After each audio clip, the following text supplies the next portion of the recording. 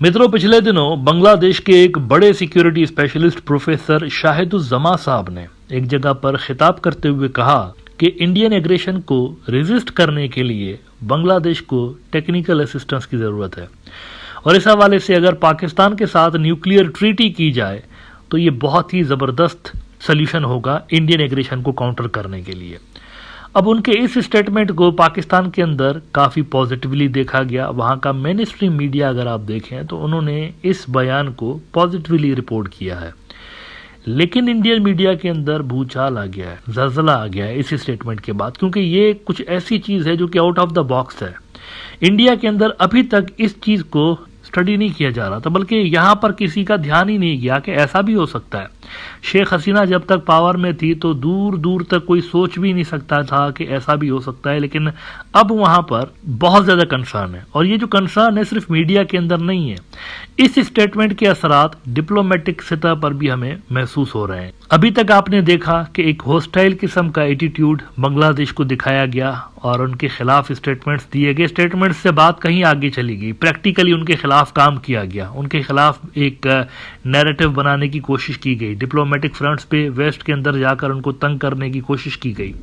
लेकिन पिछले 24-48 घंटों में पता नहीं क्या हो गया है इस स्टेटमेंट के बाद कि इंडिया से बड़ी गुडी गुडी स्टेटमेंट्स हमें सुनने को मिल रही हैं। जयशंकर साहब ने एक ऐसी ही स्टेटमेंट दी है और ये स्टेटमेंट उनकी जो है इंडियन ऑफिशियल्स की जो पहले वाली स्टेटमेंट्स है उनसे बिल्कुल मुख्तलिफ नजर आ रही है। आपको याद होगा राजनाथ ने कुछ दिन पहले क्या बयान दिया था कि तैयार रहना चाहिए और रशिया और यूक्रेन को कंपेयर करने की कोशिश की उन्होंने बांग्लादेश के साथ। लेकिन अब माहौल थोड़ा सा तब्दील हुआ। इस स्टेटमेंट के बाद हम देख रहे हैं कि शायद वहां पर भी दोबारा से वो असेसमेंट कर रहे हैं कि अगर बांग्लादेश को पुश करेंगे तो बहुत कुछ हो सकता है हमारे खिलाफ। जयशंकर ने कहा है कि बांग्लादेश के साथ हम फ्रेंडली टाइज चाहते हैं क्योंकि नेबर्स को एक दूसरे की जरूरत होती है। अब ये देखिए मुनाफिकाना स्टेटमेंट है वैसे तो, क्योंकि ये स्टेटमेंट वो पाकिस्तान और चाइना के लिए नहीं देते, वो भी तो नेबर हैं, लेकिन बांग्लादेश के लिए दे रहे हैं। क्यों दे रहे हैं? अचानक से क्या हो गया ऐसा?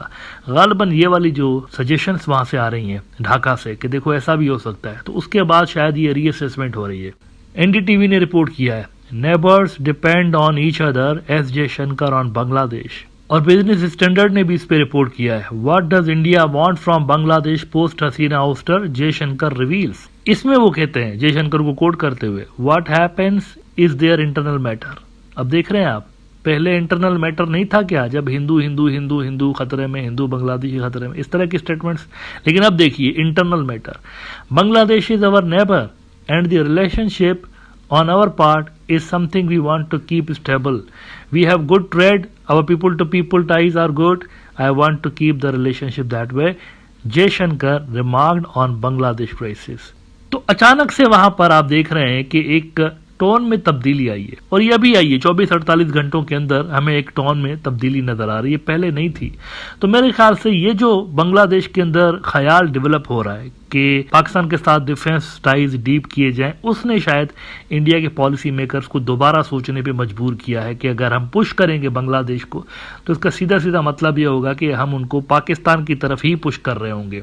नेवरदलेस बांग्लादेश के मुद्दे को पॉइंट स्कोरिंग के लिए इस्तेमाल किया जा रहा है, इंडिया के अंदर किया जा रहा है।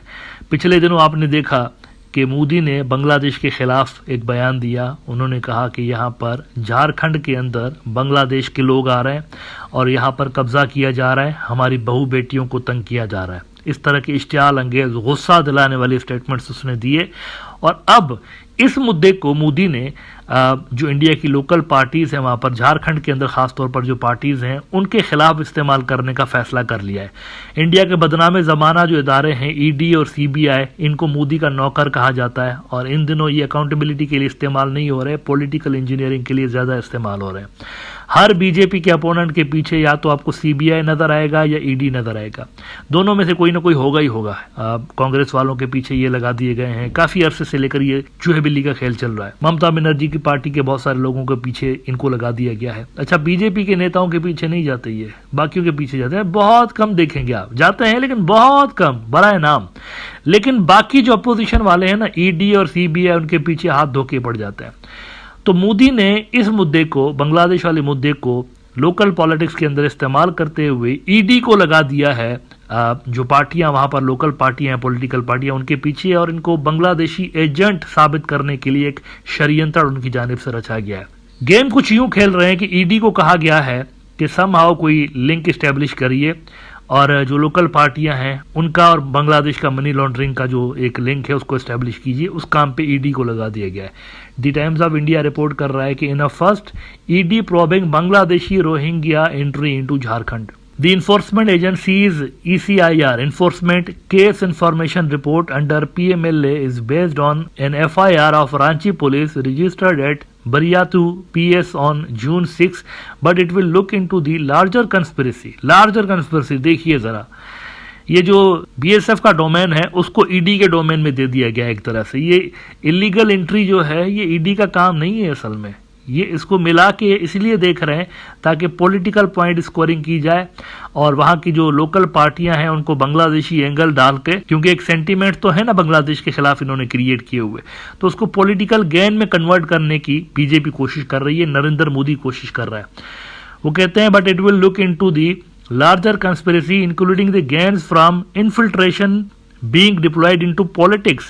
The decision of the enforcement agency primarily tasked to administer the anti-money laundering regime and violations of FEMA coincides with alleged infiltration from Bangladesh emerging as one of the key issues in the campaign for Jharkhand polls. Jharkhand में वहां पर elections होने वाले हैं, तो उस हवाले से ये सारी कार्रवाइयां वहां पर की जा रही हैं। बांग्लादेश को इन इलेक्शंस के अंदर एक सियासी मुद्दा बना दिया गया है और झूठे सच्चे केस डालकर तो सियासी पार्टियों को, बीजेपी के विरोधी पार्टियों को, बीजेपी के विरोधी जो नेता हैं वहां पर जो कि बीजेपी के नेताओं के अगेंस्ट खड़े हो रहे हैं, उनके खिलाफ केसेस बनाने का सिलसिला वहां पर शुरू करने की तैयारियां हो रही हैं। अच्छा, आखिर में एक क्लेरिफिकेशन यहाँ पर देना ज़रूरी है कि बहुत सारे मैं इंडियन न्यूज़ आउटलेट्स भी देख रहा हूँ, बहुत सारे यूट्यूबर्स को भी देख रहा हूँ, वो इस स्टेटमेंट को, ये जो शाहिदुज़्ज़मा की स्टेटमेंट है, इसको ये कहकर रिपोर्ट कर रहे हैं कि कोई न्यूक्लियर बम बांग्लादेश बना रहा है। ये न्यूक्लियर बम बनाने की बात ही नहीं हो रही,